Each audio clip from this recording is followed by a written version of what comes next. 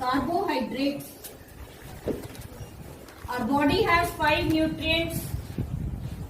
Number 1 carbohydrates, number 2 fats, बोलेंगे साथ साथ, number 3 proteins, number 4 vitamins and minerals, and number 5 water. Carbohydrates को break किया जाता है. कार्बोहाइड्रेट्स के अंदर 5 to 6 components present होती हैं. These 5 to 6 components include number 1 starch. सबसे पहले प्लांट बनाता है ग्लूकोज. ग्लूकोज के साथ प्रॉब्लम होती है कि वाटर में घुल जाता है. तो जहां पानी चलेगा, पानी के साथ साथ क्या चलता रहता है? ग्लूकोज. और किसी भी एक जगह पे पानी इकट्ठा नहीं होता तो ग्लूकोज भी इकट्ठा होकर स्टोर नहीं हो पाता. प्लांट को ग्लूकोज से एनर्जी तो मिलती है, पर प्रॉब्लम आती है ग्लूकोज को स्टोर करने की. ग्लूकोज स्टोर नहीं होगा. स्टोर क्यों नहीं होगा? क्योंकि पानी में घुल रहा है और पानी अपनी जगह से चलता रहता है, एक जगह कभी भी इकट्ठा नहीं होता. ठीक है. ग्लूकोज के एटम्स में रीअरेंजमेंट होती है और ग्लूकोज की एटम्स को रीअरेंज करके जो स्ट्रक्चर बनता है, उस स्ट्रक्चर को हम क्या कहते हैं? फ्रक्टोज. उस स्ट्रक्चर को हम क्या कहेंगे? फ्रक्टोज. बहुत सारी ग्लूकोज जब इकट्ठी ज्वाइन करती है, 2 ग्लूकोज जब ज्वाइन करती हैं, तो स्ट्रक्चर क्या बनता है? माल्टोज. बहुत सारी ग्लूकोज ज्वाइन कर जाए तो स्ट्रक्चर क्या बनता है? स्टार्च. स्टार्च और माल्टोज वाटर में डिसॉल्व नहीं होती. जहां बनेंगी वहीं रुकी रह जाएंगी, वहां से इधर उधर मूव नहीं करेंगी. अगर इधर उधर नहीं जाएंगी तो ये स्टोर हो जाएंगी. ग्लूकोज के साथ स्टोरेज रिलेटेड प्रॉब्लम होती है. स्टोरेज प्रॉपर हो सके इसके लिए ग्लूकोज को किस में बदला जाता है? स्टार्च में और माल्टोज में चेंज किया जाता है. ग्लूकोज और फ्रक्टोज इकट्ठे जुड़कर एक स्ट्रक्चर बनाते हैं जिसको कहते हैं सुक्रोज. तो वी हैव 3 कार्बोहाइड्रेट्स जिनको तोड़ना है. First is sucrose, second is starch and third is maltose. Maltose break करेगा तो कितनी ग्लूकोज बनेगी? 2. स्टार्च ब्रेक करेगा तो कितनी ग्लूकोज बनेगी? 1000. और सुक्रोज ब्रेक करेगा तो 1 ग्लूकोज और 1 क्या बनेगी? फ्रक्टोज. ठीक है, समझ आ गया. Now, fats, they break to give fatty acids and glycerol. Fats को बॉडी तोड़ती है, 2 चीजें बनती हैं फैट्स को तोड़ने से. एक बनता है फैटी एसिड और दूसरा बनता है ग्लिसरॉल. फैट्स का scientific name lipids. Fats have the common name और scientific name that is called lipids. ठीक है. Proteins are made up of very very small fragment that is called amino acid. Proteins के छोटे छोटे टुकड़ों को हम क्या कहते हैं? Amino acid. विटामिन और मिनरल को तोड़ा नहीं जाता. विटामिन और mineral body as such absorb करता है. पानी को भी तोड़ा नहीं जाता. पानी को भी बॉडी एज सच एब्जॉर्ब करती है. ठीक है. 5 कंपोनेंट कौन कौन से हुए? Carbohydrate, fats, proteins, vitamins, minerals and water. इनमें से तोड़ना कितनी चीजों को है? 3. कार्बोहाइड्रेट कुछ भी बना हो टूटकर अल्टीमेटली क्या बनेगा? ग्लूकोज. फैट्स लिपिड्स बोलते हैं जिनसे क्या बनता है? फैटी एसिड और ग्लिसरॉल. तीसरा प्रोटीन. प्रोटीन को तोड़ने से क्या बनता है? Amino acid. नेक्स्ट, जब भी कार्बोहाइड्रेट से ग्लूकोज बनता है, ग्लूकोज हमारी बॉडी को एनर्जी प्रोवाइड करता है. फैट्स ब्रेक करता है, हमारी बॉडी को एनर्जी प्रोवाइड करता है.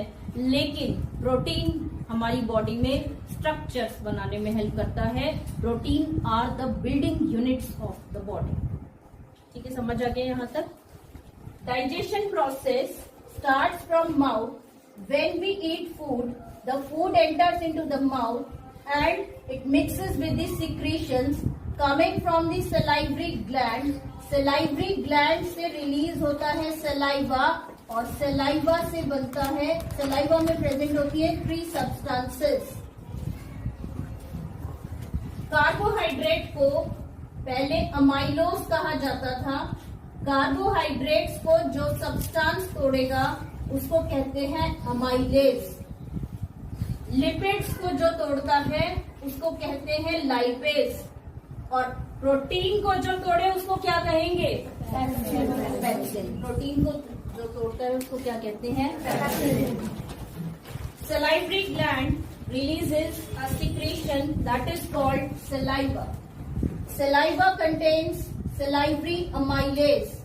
Salivary amylase breaks starch. Starch में कितनी ग्लूकोज थी?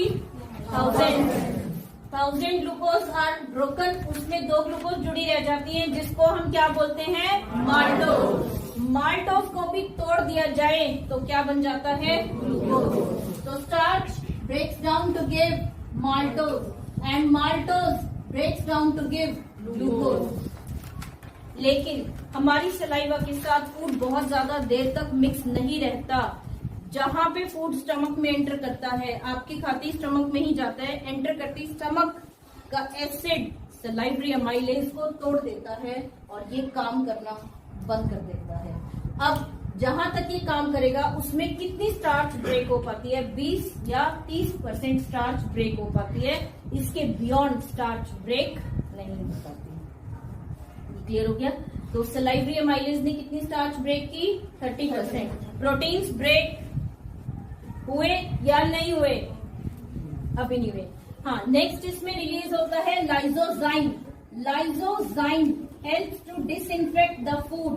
फूड जो माउथ में से जाता है इसको डिसइंफेक्ट करता है, इसके अंदर प्रेजेंट जर्म्स को किल कर देता है। ठीक है। The third is moistening of the food. जब फूड मॉइस्चर होता है तो फूड को एनगल्फ करने में हेल्प करता है, खाने को निगलने में हेल्प करता है। यहाँ तक क्लियर है? इसके बाद सलाइवरी ग्लैंड से the food passes into a common passage. This common passage is called pharynx. ठीक है। कॉमन किसके लिए? कॉमन मतलब जो 2-3 चीजों के लिए एक ही रास्ता है। एक ही रास्ता 2 चीजों के लिए है, एक फूड और एक वेट। नोज की पाइप भी इसी से आके कनेक्ट करती है। इसके बाद ये 2 पाइप में बदलता है। एक को हम कहते हैं फूड पाइप और एक को हम कहते हैं वेट पाइप। वेट पाइप के ऊपर प्रेजेंट होती है एक ओपनिंग जिसको कहा जाता है ग्लॉटिस, और ग्लॉटिस के ऊपर प्रेजेंट होता है लीफ लाइक स्ट्रक्चर जिसको कहा जाता है एपिग्लॉटिस। जैसे ही आप फूड को एनगल्फ करते हो, निगलते हो, ये फूड एपिग्लॉटिस कवर हो जाता है और फूड यहां से स्लाइड करके किसमें चला जाता है? इसोफेगस या फूड पाइप में। यहां तक का प्रोसेस क्लियर है सबको? पूछ लो कुछ भी। Now when the food enters into the food pipe, food pipe में जो फूड आया उसके ऊपर वाली एरिया बंद हो जाती है। यहां से रिलैक्स और यहां से क्या हो जाता है? कॉन्ट्रैक्ट। ऊपर अगर बंद हो गई तो इसके ऊपर एक प्रेशर आएगा and the food will slide down. फिर जहां से ये नीचे गया वो वाली एरिया कॉन्ट्रैक्ट हो जाती है, द फूड स्लाइड्स डाउन। फिर कॉन्ट्रैक्ट, फिर कॉन्ट्रैक्ट, फिर कॉन्ट्रैक्ट करते करते करते सारा फूड कहाँ चला जाता है? स्टमक में। ऊपर कॉन्ट्रैक्ट होने से क्या बेनिफिट मिलता है? फूड वापस नहीं निकलेगा। अगर आप उल्टे भी खड़े हो जाओ तो फूड वापस निकलने का चांस बंद हो जाता है। From the oesophagus the food enters into stomach. चलिए देखिए, the food from the food pipe enters into the muscular structure which is called stomach. जब फूड पाइप से फूड स्टमक में आता है तो स्टमक की केमिकल्स, जो भी स्टमक की सिक्रीशंस होती हैं, वो फूड के साथ मिक्स होती हैं। फूड के साथ ढंग से मिक्स हो जाए, इसके लिए फूड ढंग से क्रश भी होना चाहिए। टीथ काफी हद तक काम करके भेजते हैं, लेकिन फिर भी कुछ ना कुछ रह जाता है। वो कुछ ना कुछ जो फूड क्रश होना रह गया, वो काम कौन करेगा? स्टमक। स्टमक एक मस्कुलर ऑर्गन है। मस्कुलर का मतलब उसके अंदर मसल्स हैं और जिसमें भी मसल्स प्रेजेंट होती हैं उसका काम होता है कॉन्ट्रैक्ट एंड रिलैक्स। इसमें मसल्स प्रेजेंट है, इसका काम है कॉन्ट्रैक्शन का और रिलैक्सेशन का, ठीक है। ऐसे ही हमारी बॉडी में जहां भी मसल्स हैं इसका काम है कॉन्ट्रैक्शन और रिलैक्सेशन का, ठीक है। जब भी कॉन्ट्रैक्शन रिलैक्सेशन होती है तो फूड क्रश हो जाता है। Crushing is necessary so that the chemicals gets mixed with the food. अब जब ये क्रश करता है तो फूड क्रशिंग के दौरान स्टमक से निकल के किस में जा सकता है, ईसोफेगस में। और फूड के अंदर क्या मिक्स है, एसिड। जब यहाँ से एसिड यहाँ पहुंचेगा तो ईसोफेगस के अंदर जलन भी हो सकती है, जल भी सकती है। तो जैसे ही ईसोफेगस को फूड क्रॉस करता है उसी वक्त स्टमक से उसको सेपरेट या बंद कर दिया जाता है ताकि स्टमक का फूड क्रशिंग के टाइम पर भी कहाँ ना आए, बाहर। अब वो बॉल को क्लोज कैसे किया जाता है, ये बॉल इस तरफ एक्सटेंड कर जाती है और ये बॉल इस तरफ एक्सटेंड कर जाती है, इससे ईसोफेगस बंद हो जाती है and the food remains in stomach. मान लीजिए आपने बहुत पेट भर के खाना खा लिया, द स्टमक इज फुल, आप कहते हो स्टमक पूरा भर चुका, बिल्कुल पेट भर चुका। क्या ऐसी कंडीशन टेक्निकली आ सकती है जहां पर पेट पूरा भर चुका हो? अगर सपोज करो पेट पूरा भर गया और वो कॉन्ट्रैक्ट करे तो फूड को जगह थोड़ी मिलेगी, फिर तो चाहे कितने ही वॉल्व लगे हो, the food will move in the oesophagus. तो जब 1/3 स्पेस बच जाती है ना स्टमक में, उसी वक्त स्टमक आपको ऑर्डर देता है वी आर फुल, अब और खाना नहीं खाना है। पेट भरने के बाद भी अगर मम्मी जिद करती है तो आप कुछ चपाती अमाउंट कंज्यूम कर लेते हो। वो क्यों कर लेते हो? क्योंकि आपके पेट में अभी भी थोड़ी जगह बची हुई थी। जनरली जितने भी आयुर्वेदिक डॉक्टर्स होते हैं वो ये रिकमेंड करते हैं कि आपको जितनी भूख लगी है उससे थोड़ा कम खाना खाना चाहिए। कम क्यों खाना चाहिए? ताकि स्टमक में स्पेस रहे कि वो कॉन्ट्रैक्शन और रिलैक्सेशन के ड्यूरेशन में पेट से खाना कहाँ ना पहुंच जाए। तो सबसे पहला काम जो स्टमक करता है, it is a muscular organ, और इस वजह से ये फूड को मैकेनिकल चर्निंग देता है। चर्निंग मतलब तोड़ना, ठीक है। चर्निंग से क्या हेल्प मिलेगी? केमिकल के साथ ढंग से मिक्स हो जाएगा, और ढंग से मिक्स हो जाएगा तो डाइजेशन आसानी से और अच्छे से हो जाएगी। सेकेंड फंक्शन, स्टमक को ये काम करने में 3 घंटे लगते हैं। तो खाना स्टमक के अंदर कितनी देर तक रहेगा? 3 घंटे। जब तक स्टमक में खाना रहेगा आपको भूख नहीं लगेगी। तभी आपको एक बार खाना खाने के बाद 3 घंटे तक भूख नहीं लगती, क्योंकि स्टमक में 3 घंटे तक प्रोसेसिंग चल रही है, और इस वजह से आप अपना काम आसानी से कर पाते हो। काम आसानी से कर पाओगे, नहीं तो बार बार भूख लगती रहेगी तो काम करना आपके लिए क्या हो जाएगा? मुश्किल हो जाएगा। इसके बाद प्रोटीन को डाइजेस्ट करने के लिए ये केमिकल्स को रिलीज करता है। अब प्रोटीन को डाइजेस्ट करने के लिए जो केमिकल रिलीज करेगा उसके साथ एक दिक्कत होती है। स्टमक की दीवारों में सेल होती है, और सेल के कवर को हम क्या बोलते हैं? Plasma membrane. Plasma membrane is made up of protein, ठीक है। हमारे पास केमिकल कौन सा रिलीज हुआ? पेप्सिनोजेन। ये तो वही बात हो गई, एक भस्मासुर था, सुना है ये? उसके हाथ में ऐसी पावर थी कि वो जिस पे भी हाथ रख देता था वो जल जाता था। अब पहले तो भगवान वरदान देते हैं, फिर उसके बाद उसको मारने के लिए अवतार लेते हैं, फिर उसके बाद ऐसा कहते हैं कि उसको डांसिंग एक्टिविटीज में इन्वॉल्व किया और एक स्टेप ऐसा करवाया जिसमें हाथ कहाँ रखना था? सिर के ऊपर, और वो खुद ही जल जाता है। ऐसे ही पेप्सिनोजेन भी प्रोटीन को तोड़ने का काम करता है। और सेल का कवर किसका बना होता है? प्रोटीन का। तो खाने से पहले तो ये किसको ही तोड़ देगा? सेल की प्लाज्मा मेम्ब्रेन को। कौन सी सेल की प्लाज्मा मेम्ब्रेन को? सेल की प्लाज्मा मेम्ब्रेन को तोड़ सकता है। ऐसा ना करे, इसके लिए एक्टिव फॉर्म में रिलीज करने के बजाय प्रोटीन डाइजेस्टिंग एंजाइम को कौन सी फॉर्म में रिलीज किया जाता है? Inactive form. This is an inactive form, ताकि ये स्टमक की प्लाज्मा मेम्ब्रेन को ना तोड़ पाए। अब इनएक्टिव को एक्टिव, अब इनएक्टिव रिलीज हुआ, जब फूड आएगा जब ये एक्टिवेट होगा, ताकि इसका असर किसके ऊपर ना हो, स्टमक की लाइनिंग के ऊपर। एक्टिवेट करता है इसको एसिड, और इस एसिड का नाम हाइड्रोक्लोरिक एसिड। इस एसिड का नाम हाइड्रोक्लोरिक एसिड।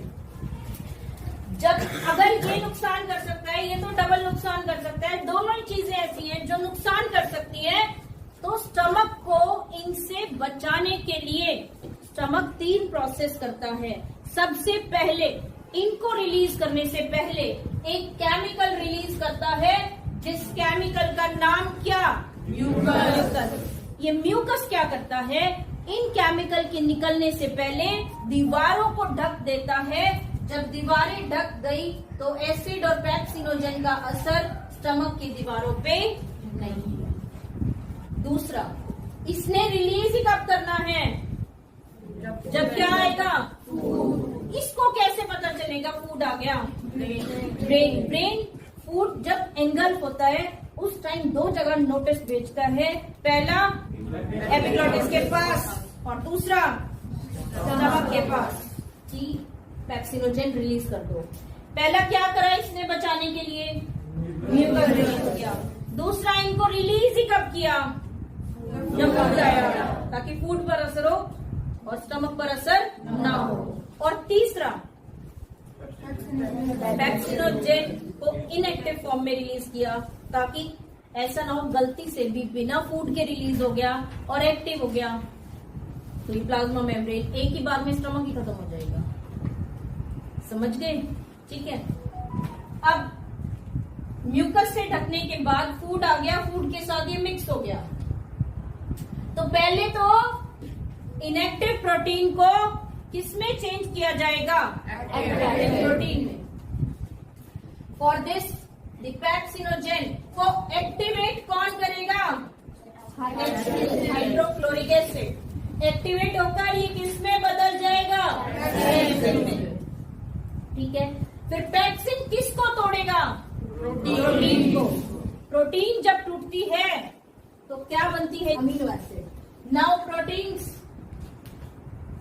एरो के ऊपर क्या लिखेंगे, पेप्सिन। और प्रोटीन से ब्रेक करके क्या बन रहा है, अमीनो एसिड। समझ आ गया। इस जगह पर स्टार्च के ऊपर कोई असर नहीं हुआ। स्टार्च जितना आया, ठीक है, फूड आया, अभी पेप्सिन और ये रिलीज नहीं हुए थे। ये रिलीज कब होंगे, जब क्या आएगा, फूड। उस टाइम पे सलाइवरी अमाइलेज है, काम करता होगा स्टमक में भी। कितनी देर काम कर पाएगा, जब तक उसके साथ क्या मिक्स नहीं हो जाएगा, हाइड्रोक्लोरिक एसिड। और जैसे हाइड्रोक्लोरिक रिलीज हुआ वो काम करना बंद कर देगा। इसके काम करने बंद होते ही स्टार्च का ब्रेक डाउन प्रोसेस रुक जाएगा, लेकिन प्रोटीन पूरा ब्रेक हो जाएगा। कौन कर रहा है प्रोटीन को ब्रेक, तन्वी, पेप्सिन, ठीक है। इसके बाद बेबीज में तो जाता ही प्रोटीन डाइट है। बेबीज तो कंज्यूम ही किसको करते हैं, मिल्क। मिल्क में होता ही क्या है, प्रोटीन, ठीक है। तो मिल्क प्रोटीन को सप्लीमेंट्री प्रोटीन, बहुत ज्यादा प्रोटीन है जो पेप्सिन कंप्लीटली इफेक्टिवली ब्रेक नहीं कर पाता इतनी देर में। तो मिल्क प्रोटीन को ब्रेक करने के लिए एक अलग एंजाइम बेबीज में रिलीज होता है। इस एंजाइम का जो बेबीज में रिलीज होता है नाम क्या है, रेनिन। धीरे धीरे धीरे इसका रिलीज क्या हो जाता है, कम।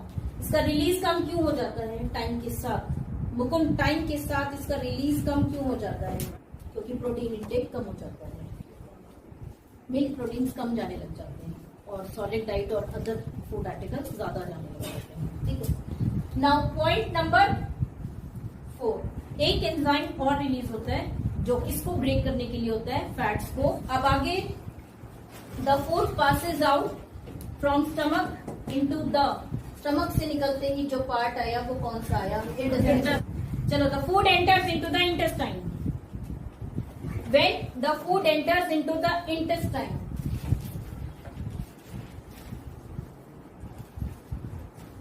स्टमक से जब फूड इंटेस्टाइन में एंटर करता है तो इंटेस्टाइन से बैक फ्लो नहीं कर जाए, कभी भी आ जाए, what is the function of valve, कहीं भी लिखा हो, वॉल्व का काम यही है, जो चीज आगे पहुंच गई उसको कहाँ नहीं जाने देना, वापस बैक फ्लो नहीं जाने देना। तो स्टमक से भी जो फूड गया, यहाँ पर भी वॉल इस तरह से डिजाइन्ड होती है कि जैसे ही फूड इस लेवल को क्रॉस करता है ये बंद हो जाता है, और ये जो जगह जो वॉल्व है, इस वॉल्व को हम कहते हैं पाइलोरिक वॉल्व। अब स्टेटस बताना क्या क्या डाइजेस्ट हो चुका। पहला स्टार्च 30%, ठीक है, स्टार्च डाइजेस्ट हुआ तो बना क्या ये, ग्लूकोज। फैट डाइजेस्ट हुए, प्रोटीन्स हो गए कितने, 99.9%, ठीक है, ना के बराबर बचे हैं बस। और इनको डाइजेस्ट किया किसने, मीडियम कौन सा, एसिड, जगह कौन सी, स्टमक, ठीक है। Now this food is partially digested, partially मतलब ना तो ऐसा है कि डाइजेशन हुई नहीं, और ना ऐसा है कि डाइजेशन पूरी हो गई, अधूरी है अभी, ठीक है। ये फूड जब यहाँ पर आया, इस फूड को फूड ना कहकर अब हम क्या कहना शुरू करेंगे, चाइन। जब हम वर्ड यूज करते हैं चाइन, तो ये मुझे क्लैरिफाई करता है कि ये वो फूड है जिसमें प्रोटीन लगभग डाइजेस्ट हो चुका, स्टार्च 30% डाइजेस्ट हो चुका, and fats are remaining. It is moving from stomach to intestine, clear है। अब इंटेस्टाइन में किसकी डाइजेशन लगता है तुम्हें होगी, फैट, स्टार्च 70%, प्रोटीन ना के बराबर प्रोटीन, ठीक है।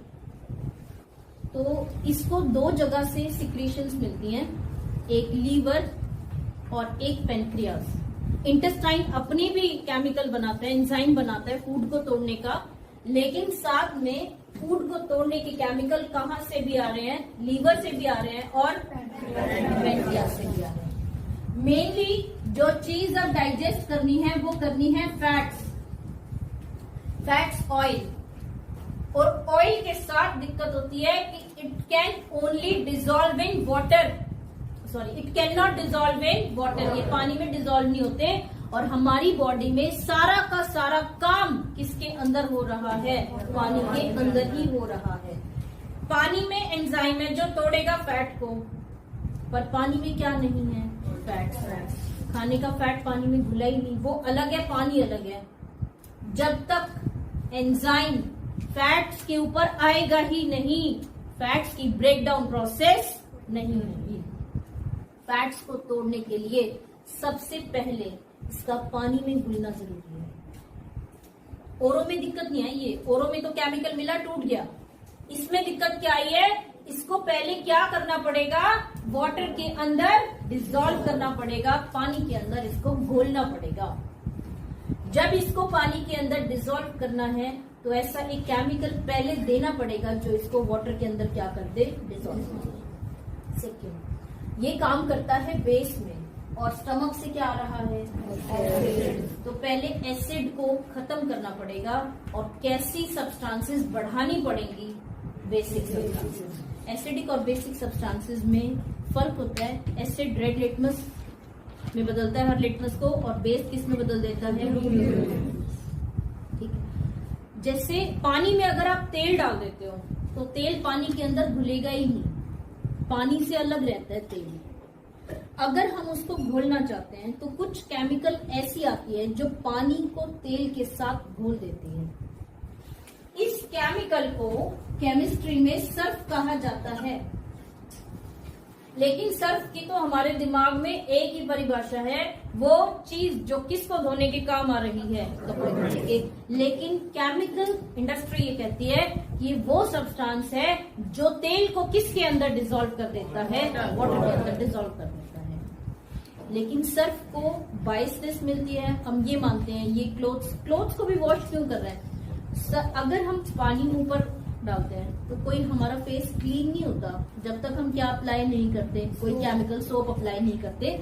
हमें क्यों लगता है, हमें लगता है ऑयली है फेस, ऑयल पानी के साथ मिक्स होता तो वॉश करने से ही निकल जाता। सोप जब हम लगाते हैं, अब जब हम पानी डालते हैं तो फेस पर प्रेजेंट ऑयल किसके साथ घुल जाता है, पानी के साथ, और पानी के साथ वो निकल जाता है।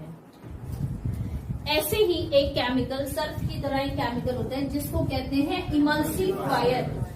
ये केमिकल भी ऑयल को किसके अंदर डिसॉल्व करता है, वाटर के अंदर डिसॉल्व करता है।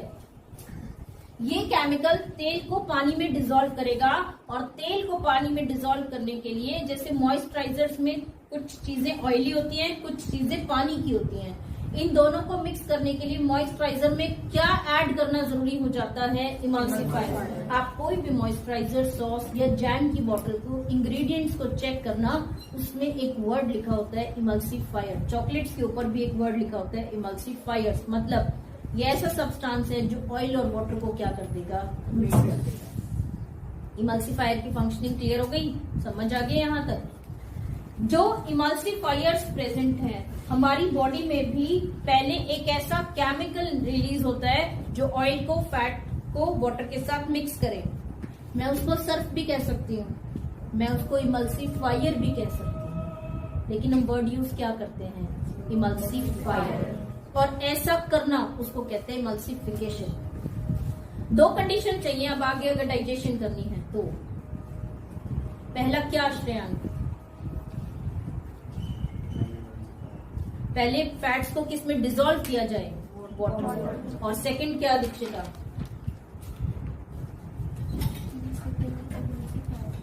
हो गया सेकंड क्या,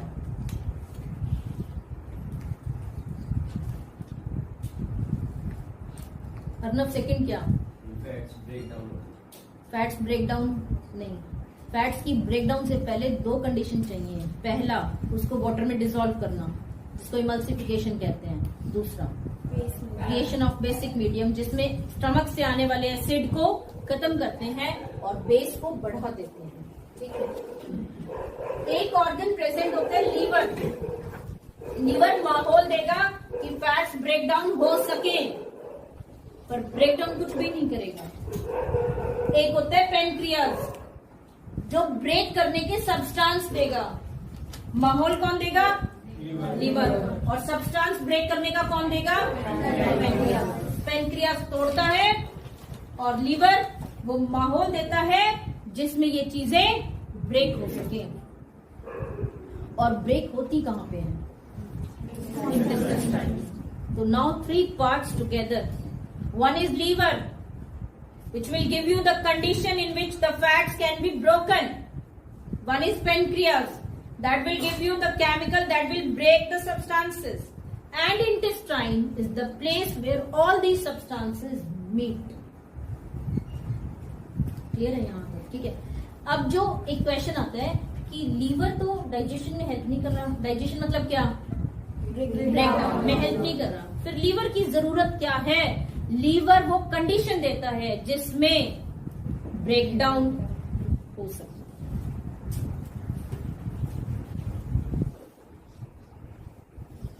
तो मुझे बता देना, फिर मैं अपना कंटिन्यू कर लूंगी।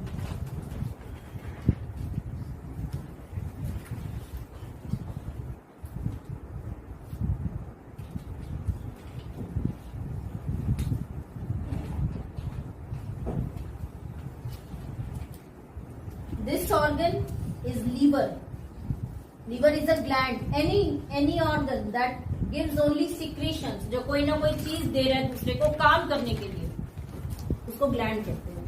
This is the largest gland present in the human body. इससे बड़ा कोई ग्लैंड नहीं है human body. Liver contains a spherical body that is called gall bladder. Liver में दिन भर सिक्रीशन बनती है, उस सिक्रीशन का नाम बाइल जूस। जो पूरे दिन सिक्रीशन बनी, इस बाइल जूस को स्टोर किया जाता है गॉल ब्लैडर के अंदर। ठीक है, काम तो दिन भर कर रही है, लेकिन फूड दिन भर नहीं आता, फूड इंटरवल्स में आता है। तो जब फूड आता है, गॉल ब्लैडर से बाइल निकलता है और hepatic duct, this is called hepatic. Liver से कनेक्टेड वर्ड्स के लिए क्या लगता है, हिपैटिक। स्टमक से कनेक्टेड वर्ड के लिए क्या लगा, गैस्ट्रिक। हार्ट से कनेक्टेड, हार्ट। तो लीवर से connected hepatic. Bile juice is released via hepatic duct. ठीक है. पेनक्रियास जो सब्सटेंस देता है उसको कहते हैं pancreatic juice. Pancreatic juice is released into the body via pancreatic duct. लेकिन पेनक्रियास से निकलने वाली पाइप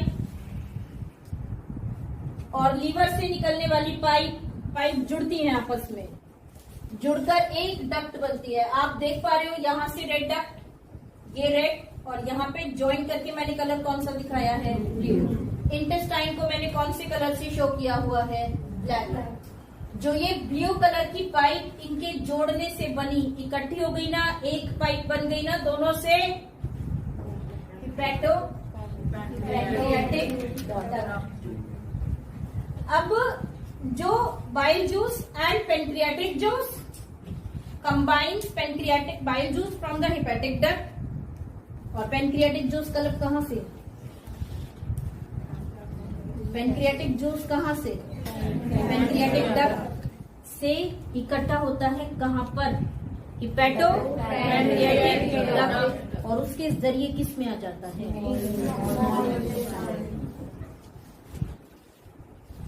नाउ लीवर काम क्या करता है. लीवर में से bile juice first of all contains emulsifiers. Emulsifiers क्या काम करते हैं, फैट्स को डिसॉल्व करते हैं. मैं तो यहाँ कह रही हूँ they dissolve fat. Now bigger fat globule is broken down into smaller fat globule. मतलब तो वही है, जब भी हम तेल को पानी में मिक्स करते हैं तो बड़ी तेल की लेयर छोटी छोटी बूंदों में टूटकर पानी में मिक्स होना शुरू हो जाती है. बड़ी बूंद को हम क्या कह रहे हैं, बिगर फैट ग्लोब्यूल, और छोटी ड्रॉप्स को हम क्या कह रहे हैं, स्मॉलर फैट ग्लोब्यूल. इस एरो के ऊपर क्या लिखूं जो सही सुंदर लगे, इमल्सिफायर, और एरो के नीचे लिख देंगे प्रोसेस का नाम क्या, इमल्सिफिकेशन. चलो second it releases bicarbonates. Bicarbonates are base that neutralizes acid को, और मीडियम कैसा बन जाता है, ये दो ही कंडीशन चाहिए थी ना फैट्स को डाइजेस्ट करने के लिए. ये दो कंडीशन कौन प्रोवाइड कर रहा है, लीवर एक केमिकल और देता है, that is bile pigment. Pigment word लगने का कशिश क्या मतलब है, नेचुरल कलर. इसका मतलब ये सब्सटेंस जिसके साथ मैंने लिखा पिगमेंट, इट इज कलर. कौन सा colour, yellow. Bilirubin and biliverdin, and the waste remove from the body is also yellow. इनका काम कुछ भी नहीं है, they just provide colour to the food ahead. कभी अगर इन्फेक्शन हो जाए जैसे हेपेटाइटिस या जॉन्डिस में, और लीवर से बाइल रिलीज होकर इंटेस्टाइन में ना आ पाए, इकट्ठा हो गया इसके अंदर, बनता जा रहा है, इकट्ठा हो गया तो लीवर डैमेज हो जाएगा, फट जाएगा लीवर. तो लीवर से ब्लड निकाल के रिमूव करता है. जब तक ये ढंग से काम ना करे, लीवर का ब्लड का काम होता है फालतू चीजें निकालना. फालतू अब क्या है, बाइल जूस. तो ब्लड उसको रिमूव करता है, और जब ब्लड में ये आएगा तो ब्लड का भी रेड कलर कौन से कलर में बदल जाएगा, येलो. पूरी बॉडी में जाता है ब्लड, इससे पहले कि इसको रिमूव करे किडनी के थ्रू, ये पूरी बॉडी में जा रहा है. पूरी बॉडी में कहीं कहीं इकट्ठा होगा, और पूरी बॉडी में कहीं कहीं कलर कौन सा हो जाएगा, येलो. अगर मैं क्वेश्चन पूछती हूँ कि what is the function of liver in the body, liver is not involve in digestion, yet it is important for the body. Why? तो आपने इसका आंसर क्या लिखना है कि liver do not digest anything but it emulsifies the fats. देखो मैं एक लाइन में ये लिखूं, it gives the condition for digestion of fat, या मैं उसी लाइन में ये लिख दूं, it emulsifies the fat and provides the basic medium necessary for digestion of food. आपके हिसाब से दोनों में से अप्रोप्रिएट वर्डिंग कौन सी? जिस लाइन में मैं सिर्फ कहानी बनाती कि हाँ ये होगा तो कंडीशन मिलेगी फैट को और फिर फैट डाइजेस्ट होगा, उसके बजाय मैंने कंडीशन लिखी, ये लास्ट में लिख दिया this is necessary for fat. तो मेरा वर्डिंग कहाँ पे कंप्लीट हो जाएगी? जब मैं सेकेंड अटेम्प्ट. समझ आ गया? ठीक है. Now, what is the function of pancreas? Pancreas releases pancreatic juice that contains pancreatic amylase. Reva, what is the function of amylase? Starch की ब्रेकडाउन. जो 70% स्टार्च बच गया था उसको ब्रेक कौन करेगा? Pancreatic amylase. पहले किसने करा था? Then pancreatic lipase. ये किसको ब्रेक करेगा? फैट्स. फैट्स का दूसरा नाम लिपिड्स को सन में ब्रेक करते हैं तो क्या बनता है? Fatty acids and glycerol. Fats की या लिपिड्स की ब्रेकडाउन से बनता है फैटी एसिड्स एंड ग्लिसरॉल. ठीक है. तीसरा ट्रिप्सिनोजेन. अगेन अगर मैं वर्ड लगा रही हूँ जेन तो ये कौन सी फॉर्म है? इनएक्टिव. किसको ब्रेक करने के लिए? प्रोटीन. कितना बचा हुआ था? 0.1% प्रोटीन को ब्रेक करने. इनएक्टिव क्यों रिलीज हुआ? ये पैनक्रियाज और किसकी? इंटेस्टाइन. ठीक है. फिर अब द फूड, अब इसको कन्वर्ट करना है ट्रिप्सिन में. वहां पेप्सिनोजेन को पेप्सिन में किसने कन्वर्ट किया था? HCl. यहाँ कौन करेगा? यहाँ एसिड की जगह क्या है? बेस. बेस ही करता हूँ. समझ आ गया? Trypsinogen is converted into active form trypsin by the effect of base. ये इसके लिए ना हमें म्यूकस वगैरह की इतनी जरूरत नहीं होती. पेप्सिनोजेन में तो स्टमक इतना डरा हुआ था कि म्यूकस भी रिलीज किया और फिर फूड आने पे ही रिलीज किया, इनएक्टिव रिलीज किया. यहाँ म्यूकस वगैरह कुछ नहीं बोला मैंने रिलीज होगा. कोई प्रोटेक्शन प्रोवाइड नहीं की गई इंटेस्टाइन को. फिर ये क्यों ब्रेक नहीं कर रहा? वहां पेप्सिनोजेन था तो पेप्सिन से बचाने के लिए क्या रिलीज किया गया था? म्यूकस. यहाँ भी तो प्रोटीन ब्रेक करने के लिए है नहीं है. फिर यहाँ पे म्यूकस से इंटेस्टाइन की लाइनिंग को प्रोटेक्ट क्यों नहीं किया गया? बहुत कम है. वहां कितना था? 99.9. वो केमिकल बहुत जबरदस्त अमाउंट में रिलीज हुआ था. यहाँ पे 0.1, 2, 4, 5 मॉलिक्यूल रिलीज होंगे. खाने में भी रिलीज हो जाए ना, खाना है सिर्फ तब रिलीज हो जाए तब भी बहुत है. ये इतने हैं ही नहीं कि नुकसान पहुंचा पाए. अगर एक आधी सेल तोड़ भी दी तो उससे भी हमें कोई नुकसान नहीं होगा. इनकी क्वांटिटी कम है इसलिए ज्यादा सेफ्टी मेजर्स इसके लिए बॉडी के अंदर प्रेजेंट नहीं है. जब इंटेस्टाइन में फूड आता है, now the intestine will be started under 3 parts. अब यहाँ तक क्लियर है सारा? सलाइवा ने सबसे पहले रिलीज किया salivary amylase to break down starch. कितना? 30%. Lysozyme for moistening for windpipe is protected by esophagus में the food do not comes back due to which type of movement? esophagus और stomach के बीच में esophagus को close करने के लिए क्या प्रेजेंट होती है? Name esophageal wall. ठीक है. स्टमक में फूड आ गया. अब स्टमक में सबसे पहले स्टोर हुआ, 3-4 घंटे का काम खत्म. मैकेनिकल चर्निंग जो फूड को क्या करता है? ब्रेक देगा ताकि केमिकल ठीक से मिक्स हो सके. उसके बाद ये रिलीज करता है म्यूकस ताकि आगे रिलीज होने वाली चीजों से बचाया जा सके. फिर ये रिलीज करता है pepsinogen which is inactive protein breaking enzyme. उसको एक्टिवेट कौन करता है? एक्टिवेट होकर बनता क्या है? फिर ये क्या करता है? प्रोटीन को ब्रेक करके अमीनो एसिड्स में. फिर एक special protein digesting enzyme babies के लिए वो टाइम के साथ कम हो जाता है. Next gastric lipase. ठीक है, उसका भी बताऊंगी इंटेस्टाइन के बाद. अब आगे फूड आया. The food is now called. Food को अब 3 जगह से सिक्रेशन मिलेगी. लीवर जो कंडीशन देगा फैट्स की डाइजेशन के लिए क्या? देता बाइपिगमेंट भी है पर उनका काम नहीं है. पेनक्रियास देता है वो केमिकल जिससे फूड ब्रेक हो सके. सब कुछ ब्रेक करता है पेनक्रियास. स्टार्च भी, अमाइलेज, लिपिड्स भी, लाइपेज, प्रोटीन भी, टेट्राएनर्जेस. ठीक है. Also the food receive from the secretion of intestine called intestinal juice. इसमें दो ही एंजाइम्स होते हैं, एक इंटेस्टाइनल अमाइलेज, अमाइलेज क्या करेगा, एंड इंटेस्टाइनल लाइपेज, लाइपेज क्या काम करेगा,